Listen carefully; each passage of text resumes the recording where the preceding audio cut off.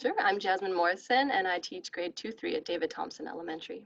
I have mostly families who were willing to go online with me, so I didn't end up doing very much of the paper-based stuff for my students, but we'd done a little bit, and so I wanted to continue with that and dive in. So really, Google Classroom is where I've based most of what I've done this weekly Zoom meetings to start off the week on Mondays, kind of like a morning meeting that you'd have in the classroom where everybody kind of gathers and you talk about what's the week going to look like, any struggles that came up last week, and things that we wanted to work on, and basically just setting them up for a successful week.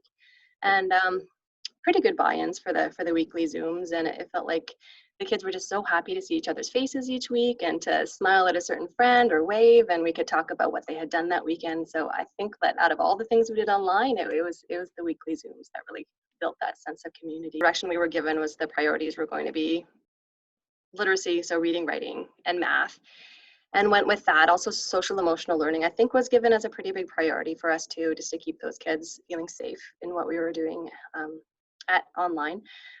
How I kind of addressed it, the priorities though, those math, social emotional, and writing and reading, is I gave them a weekly menu and they would make choices off that menu. So I didn't really want to dictate what they had to do every day. I wanted to give them choice, but within those guidelines. So this is this week's menu. Every week they'd get this sent on a Monday or Sunday night, and it's got the literacy goals here, the math goals here, and then kind of the more section over here with different choices. Mm-hmm. And if it's underlined, it means they need to hand that in to me, and if it's not, then it's just kind of optional. But they would pick and choose from these kind of guided choices, and they'd fill in on the next slide. It's not really coming through, but then it's just kind of an accountability piece. They would put their literacy choices by the books for Monday and their math choice by the little chalkboard for Monday, and they'd kind of plan out their week in that way. It was going out into classroom because I wanted to put it as an assignment so that students could tell me when they were finished, and then I could kind of check over it.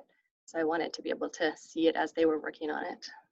During our Monday Zoom meetings, the ones that were underlined, we kind of go over how to do those assignments.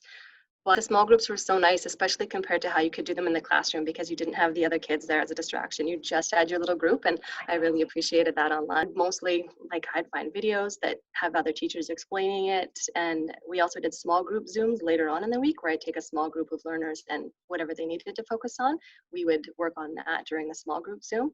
But I would love more ways to build effective instruction online. I didn't feel like that was a strength for me, and that's something I'd like to have more. Really cool websites with math manipulatives and things you can bring into your online teaching, and I never got there, but I would really like to. Google Classroom really helped me with this one. So as far as feedback, it was often comments in their assignments in Google that they would hand in Google. I could either quickly give a little written comment on anything they handed in there, but also Moat that you showed me was really nice too, as far as just giving them a voice comment, and they could hear my voice talking about things they needed to work on or things they did really well. So I liked using Moat.